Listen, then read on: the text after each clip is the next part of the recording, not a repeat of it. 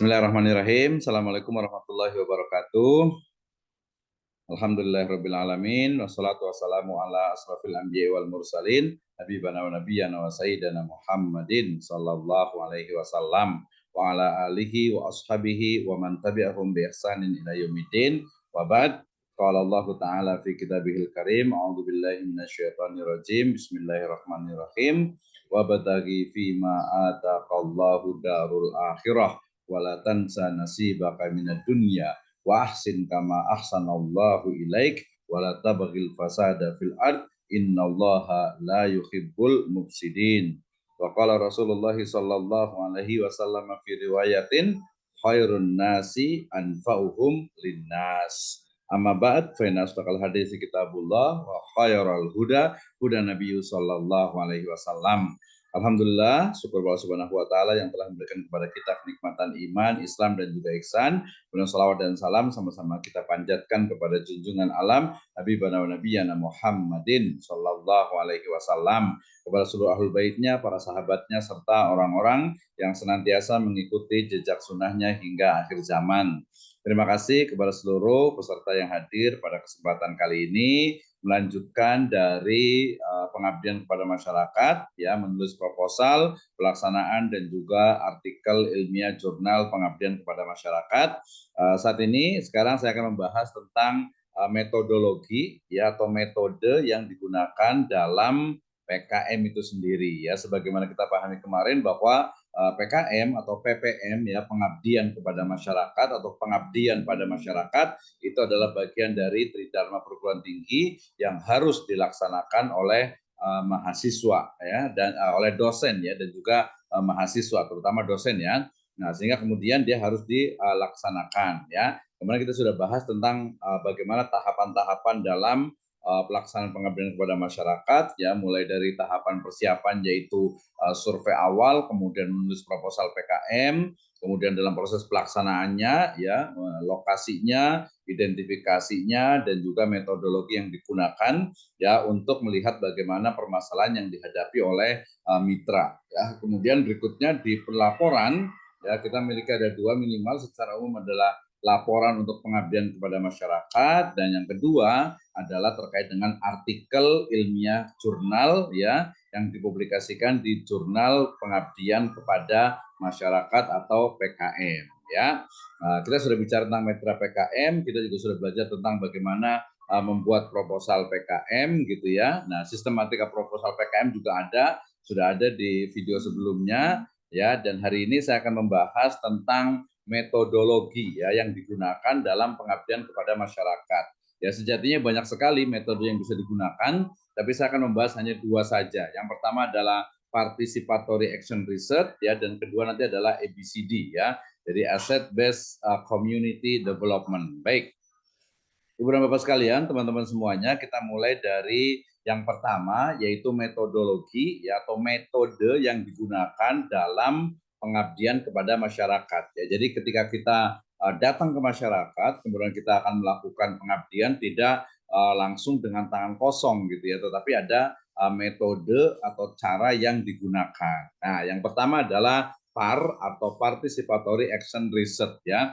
Istilah ini sebenarnya memiliki sinonim yang cukup banyak, ya, mulai dari disebut dengan action research, kemudian juga learning by doing, kemudian action learning, action science, action inquiry, kemudian collaborative research, kemudian juga participatory action research, ada participatory research, ada policy oriented action research, ada emancipatory research, ada consensizing research, ada collaborative inquiry, ada participatory action learning, dan juga ada dialectical research dan juga yang lainnya. Artinya bahwa participatory action research, ya, jadi penelitian, ya, berdasarkan atau penelitian aksi, ya, yang berpartisipasi, gitu, ya. Jadi kita bukan hanya melakukan penelitian, ya, tetapi mengabdi kepada masyarakat dengan metode yang jelas, ya. Saya ambil salah satu contohnya dari Yolande Wentworth, ya, yang menyatakan bahwa PAR,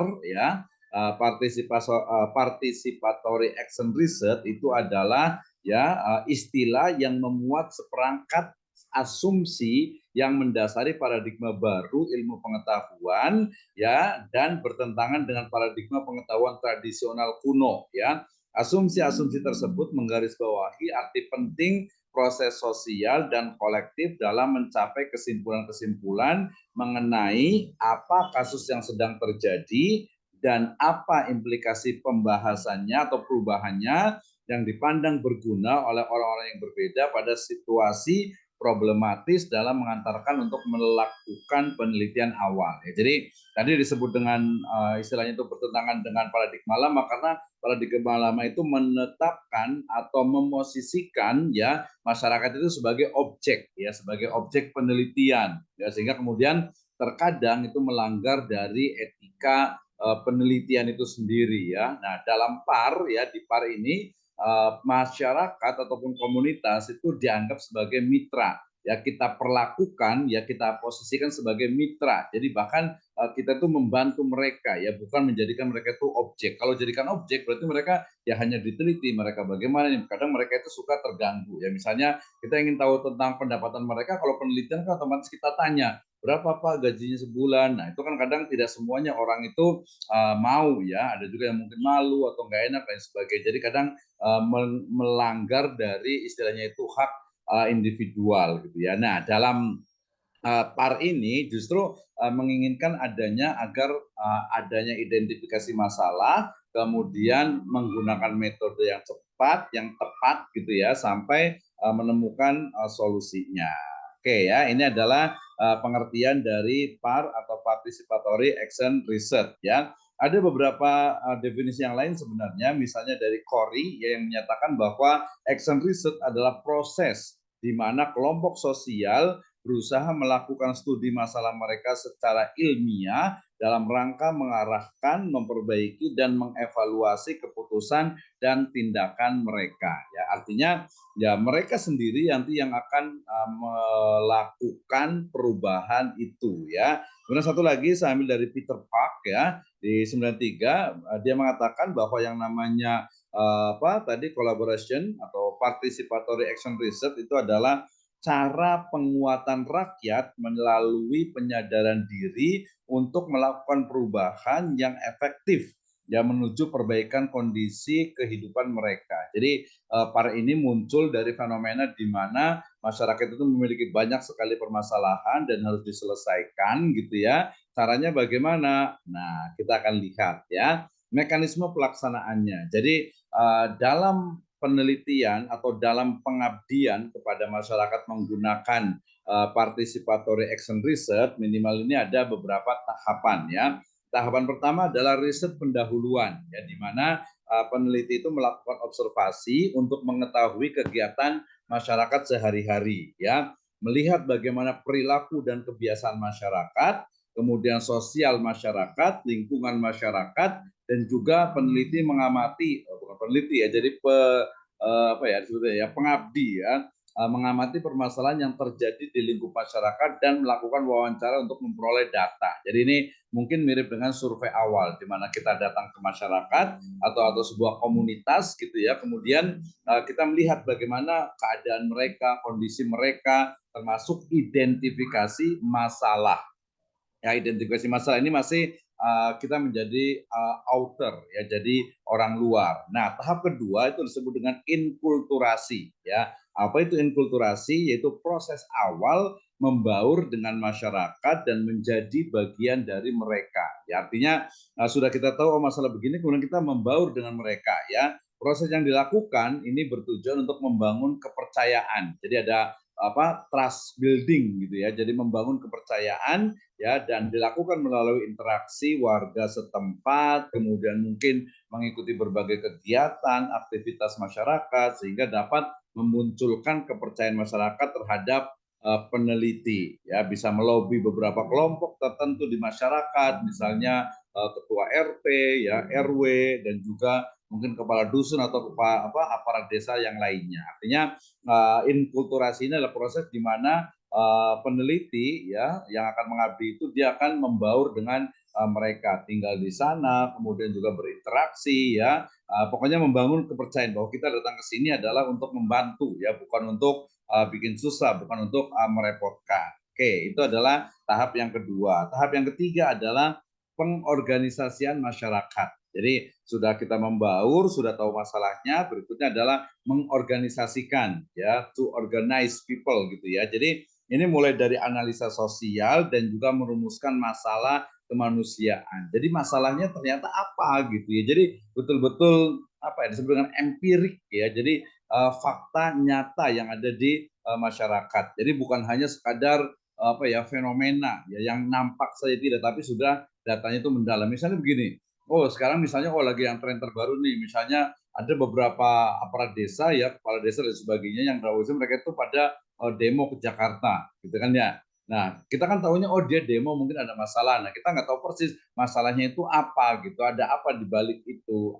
Ya. Nah, itu perlu didalami terutama tadi dengan di riset pendahuluan gitu ya. Nah, analisa ini bisa dilakukan bersama dengan warga. Nanti bisa menggunakan FGD ya, jadi fokus group discussion untuk menyerap aspirasi mereka ya dari warga masyarakat, dari lembaga lokal dan juga pemerintahan ya desa. Ini terutama melalui dengan ketika kita sudah mengorganize ya masyarakat, maka itu kita juga menggunakan metode namanya itu PRA ya, namanya itu Participatory Rural Appraisal ya. Jadi di sini bagaimana berpartisipasi ya dalam proses perumusan dan juga nanti menyelesaikan rancangan rencana dan juga menyelesaikan masalah. Nah, selanjutnya ya kalau kita bentuk tim ya tim lokal yang tentu saja itu adalah melibatkan masyarakat lokal dalam pertemuan dengan RT, pemuda, masyarakat dan juga mitra dari pengabdian kita itu ya. Jadi ada riset pendahuluan, ada inkulturasi, kemudian juga ada pengorganisasian masyarakat. Jadi sudah sampai kepada taraf pengorganisasian masyarakat. Berikutnya adalah perencanaan tindakan aksi untuk perubahan sosial. Ya tadi sudah diorganize masyarakatnya, kemudian berikutnya adalah merencanakan. Jadi rencana tindak lanjut ya berupa apa yang akan dilaksanakan, pemetaan desa, ya pendataan, plotting, mungkin ada foto dan juga membicarakan teknik pendataan dan menyepakati ya terkait dengan apa dengan kode-kode yang akan dilaksanakan gitu ya. Jadi apa nih yang mau dilakukan nih? Apa saja? Nah, itu di perencanaan. Nah, setelah direncanakan berikutnya adalah menyusun strategi gerakan. Ini berarti udah langsung nih ya. Berarti rencananya begini, berarti strateginya seperti apa nih? Nah, caranya itu menentukan langkah sistematik ya, menentukan pihak yang terlibat, ya stakeholdernya,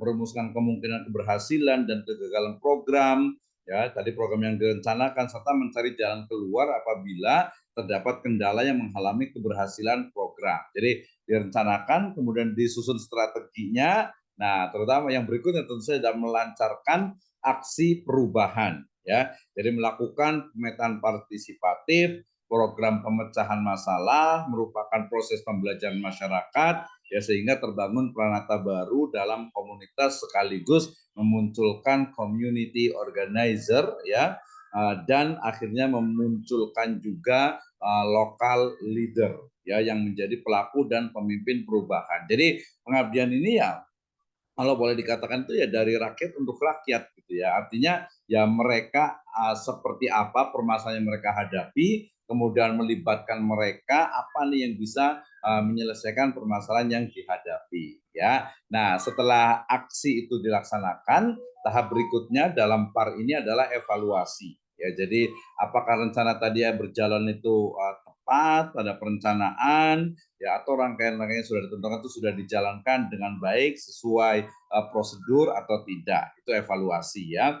Nah, setelah itu baru ada refleksi kritis ya di mana refleksi terhadap PKM yang sudah dilakukan untuk menentukan pemahaman baru sehingga memunculkan kesadaran dari masyarakat. Jadi ini dalam bentuk ya rapat, musyawarah, FGD dan lain sebagainya. Nah, setelah itu nanti ada tindak lanjut bersama stakeholder ya menindaklanjuti dari pemetaan partisipatif untuk menyelesaikan permasalahan masyarakat. Jadi oh ternyata ini tahap awal sudah ada, nanti ada tahap berikutnya, tahap berikutnya. Nah, kalau sudah berhasil maka di tahap akhir ya ini tidak mesti ada tapi ini sebuah pengembangan ya yaitu tahap untuk meluaskan skala gerakan dan juga dukungan. Jadi keberlanjutan dari program ya, jadi ada sustainability-nya oleh masyarakat dan meluaskan cakupannya. Jadi misalnya permasalahan yang dihadapi misalnya di Desa Sukaraja itu adalah sampah gitu kan ya. Jadi pengelolaan sampah. Berarti nanti pengabdiannya misalnya judulnya adalah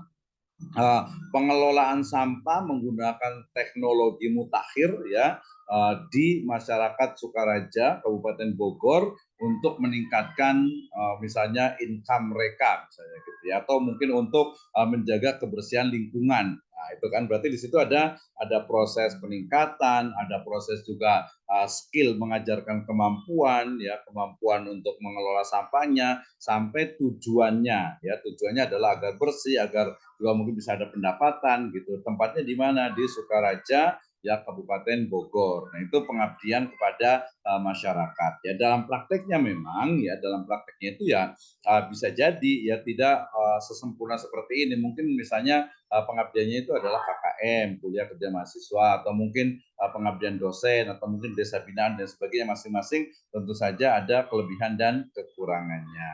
Nah, ini yang dimaksud dengan apa?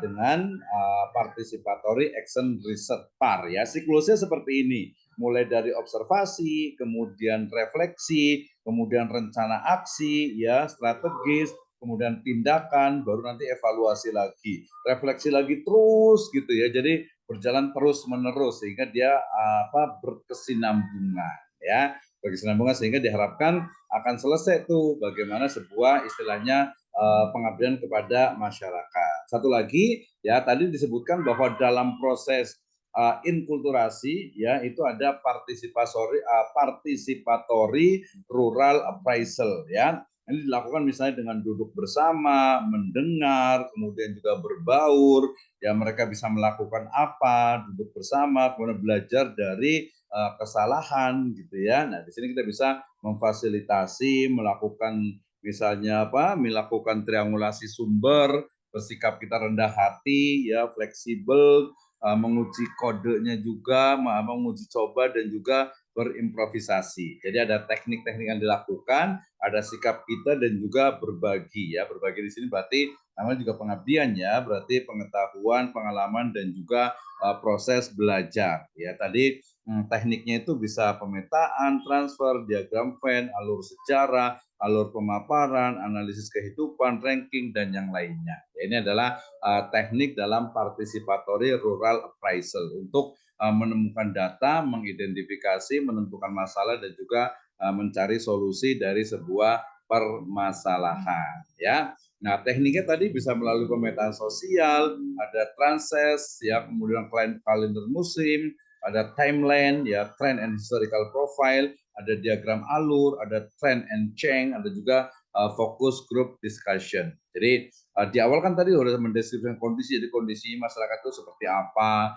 posisi pemukiman, sumber mata pencaharian, peternakan, jalan, sarana umum, jumlah anggota, keluarga, dan pekerjaan. Ya, ini bagian dari tadi PAR yaitu pra. Ya, transesnya meliputi teknik penggalian informasi, media pemahaman daerah melalui penelusuran, ya kemudian juga bagaimana memetakan wilayah tersebut, ya sampai memahami bersama karakteristik keadaan dan tempat-tempat tertentu ya. Kalau kalender musim biasanya di masyarakat itu kan berlaku siklus ya setahun sekali ya, kegiatan-kegiatannya itu akan terlihat. Demikian juga tren line ya, jadi teknik yang digunakan untuk mengetahui kejadian-kejadian atau kecenderungan masyarakat dari waktu ke waktu. Itu akan terlihat tuh misalnya dulu masyarakat misalnya di Desa Sukatani itu adalah petani gitu ya. Tapi kemudian dengan beriringnya zaman, ladangnya mungkin dibeli, kemudian juga bertani itu juga mungkin perlu pembiayaan dan sebagainya. Akhirnya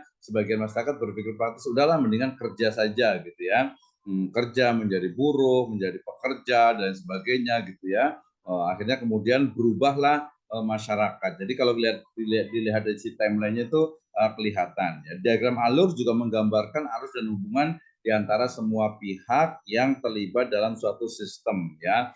Ada kepala desa, ada wakil kepala desa, ya sekretaris desa, kemudian juga ada aparat, ada kadus, ada masyarakat, ya ada mungkin budayawan, tokoh agama, tokoh masyarakat. Nah, itu kita bisa petakan sebenarnya itu ya. Kemudian ada trend and change terkait dengan teknik mengungkapkan kecenderungan dan perubahan yang terjadi di masyarakat. Ini biasa membutuhkan kayak semacam ilmu sosiologi ya untuk melihat bagaimana perubahan yang terjadi di masyarakat apalagi zaman sekarang ini gitu ya. Kemudian terakhir ada fokus group discussion ya. Jadi sini kita diskusi ya antara beberapa orang untuk yaitu membicarakan tentang suatu permasalahan sifatnya khusus ya, mengidentifikasi masalahnya apa, kemudian dicari kesimpulannya. Misalnya kita mau pengabdian itu misalnya di UMKM di satu wilayah misalnya gitu ya. Maka seluruh pelaku UMKM kita undang untuk fokus group discussion, kita serap aspirasi mereka, apa nih masalahnya apa,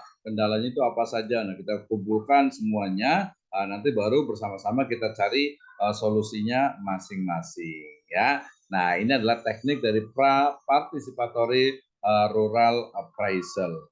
Ya, sampai di sini ya insya Allah kita akan lanjutkan di metode yang berikutnya yaitu di metode ABCD atau Asset Based Community Development. Demikian, wallahu a'lam bishawab. Assalamualaikum warahmatullahi wabarakatuh.